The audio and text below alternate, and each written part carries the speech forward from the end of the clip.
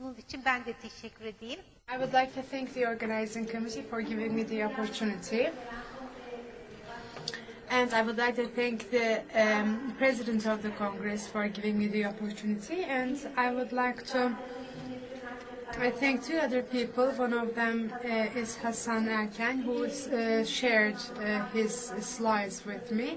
And also I would like to thank Ulaş Şamsarı, who helped me to access these resources very fast. Very briefly, I would like to talk about polypharmacy in my presentation.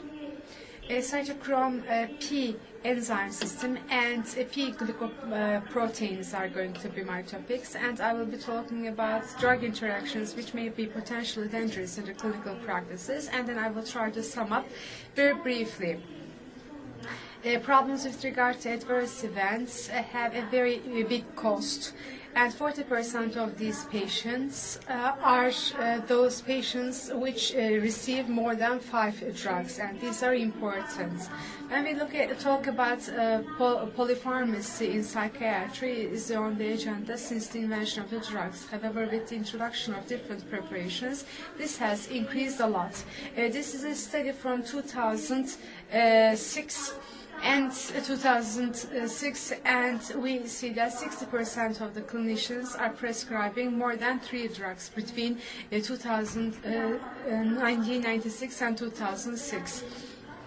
And we see that this figure has doubled. And in Turkey, there are different studies. I can say that 40% and 70% of the drugs of the patients are on polypharmacy. This is a very important problem, and a significant proportion of the patients have psychotic disorders, schizophrenia, or bipolar disease. In the United States, there is a study which was published in 2012, and 27 drug bills were evaluated, and I would like to talk about that.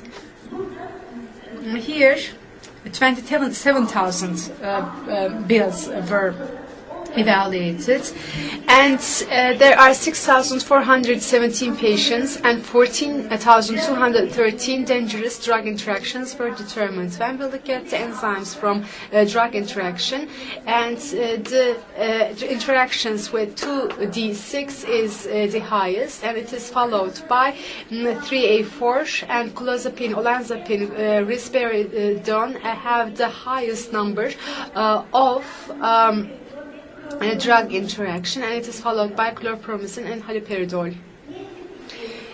Why is CYP2D6? Because even though they form a small part of liver enzymes, it has a very important role on different psychotic disorders. And when CYP1, A2 and the others are included, it is forming 40% of the liver enzymes. CYP2D6 are breaking down SNRIs, tricyclics, and antipsychotics, and the others, and like risperidone, aripiprazole, and haloperidol, and chlormopyrazine, and tamoxifen also causes a very significant interaction. When we look at 1A2, it is imipramine, fluoxetine, duloxetine, agomelatine are the drugs. For antipsychotics, clozapine, olanzapine, and haloperidol are listed.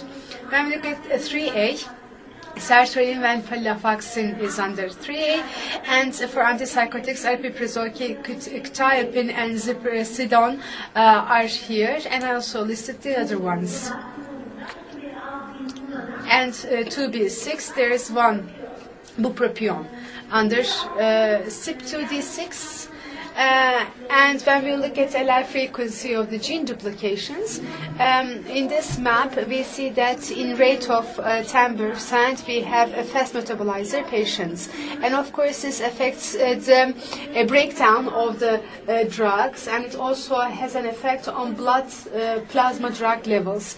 And this is important. If CYP2D6 enzyme is not present, the patient is slow metabolizer, and therefore the drug metabolism is going to be slow, and there will be more side effects. And when we look at the Turkey situation, around 20 or 30,000 schizophrenia patients are in that situation.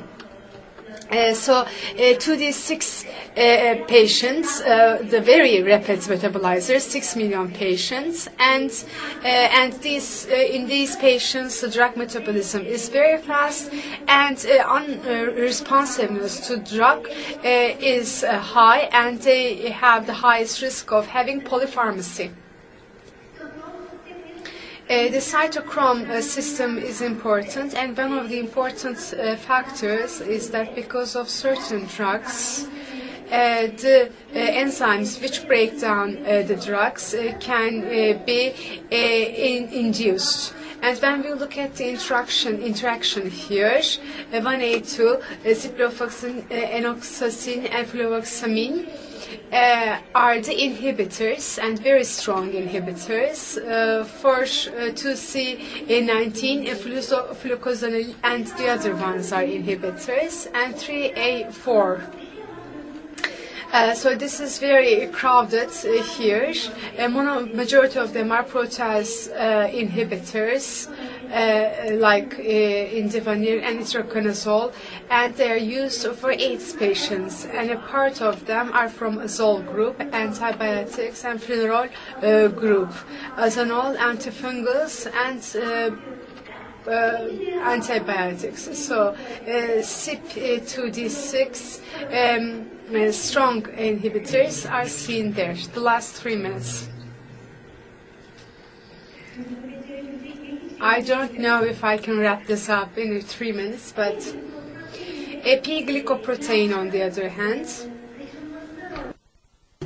is a significant interaction molecule which has a role in the transportation of proteins. So if it is induced, the drug is excreted and it's expressed in many organs.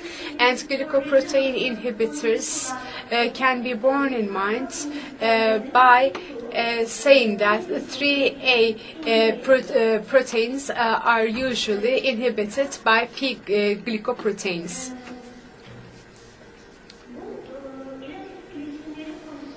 With regard to drug interactions, a computer program has been developed. The access is limited. I couldn't access, therefore.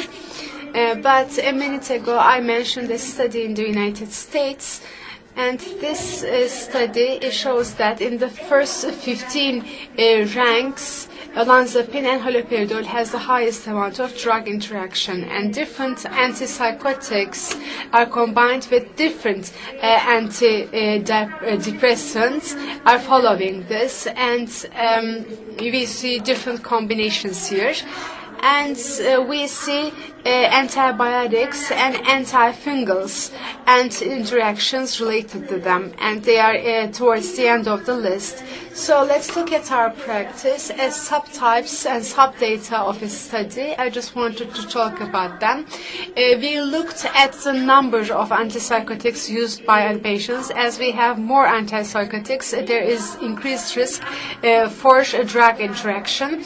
And in atypical usage, antipsychotic usage, the risk is even higher for polypharmacy. Smoking is a very important factor as well. In non-smokers, their rate of being treated by a single antipsychotic is even higher. And I would like to pass this data, and I wanted to summarize what we did within the scope of that study.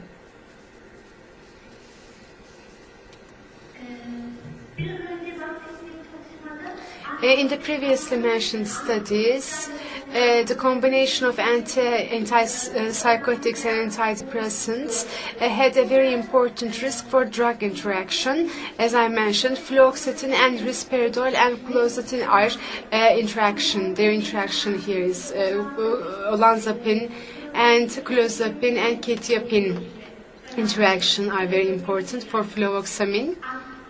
These are increasing the blood level of antipsychotics. Paroxetine is also combined with other drugs. And these are causing less interaction. and at the same time, these are non-psychiatry drugs, for example, pomoxifen, diphenhydramine, and azole group fungals can interact with these drugs, which are outside the psychiatric field. What we have to be careful about here is that Agomelatin de aynı şekilde. Bupropion is also may increase last minute. So what about the day-to-day practice? What are the recommendations? The smoking should be questioned and should be taken into consideration. Grapefruit or other herbal additions and additives also should be considered. Antibiotic, antifungal, proton pump inhibitors, warfarin, tamoxifen, beta blocker, anti-arrhythmic usage should be questioned as well. Fluoxetine, fluoxetine, paroxetine are the dirty three drugs. Clozapine, quetiapine, ziprosidine are also dirty group of the antipsychotics, and bupropion antithrombotic usage. Patients should be careful, and carbamazepine is causing induction of P-glycoprotein. Therefore, it may have an impact on the absorption of the drugs, and it may cause side effects, and it may cause loss of efficacy in some patients. Majority of the typical ones, like flufenazine and chlorpromazole, it causes prolongation of QTC. So, in such combinations, it may cause major drug interaction. Escitalopram and escitalopram may cause QT prolongation with many combinations. Majority of the atypicals have an interaction with oral antidiabetics, and therefore the glycemia should be controlled. And the use of statin, because majority of the patients may be using lipid-decreasing drugs, therefore 3A4 inhibitors should be carefully used. I hope I could wrap up what I was going to say. Thank you very much.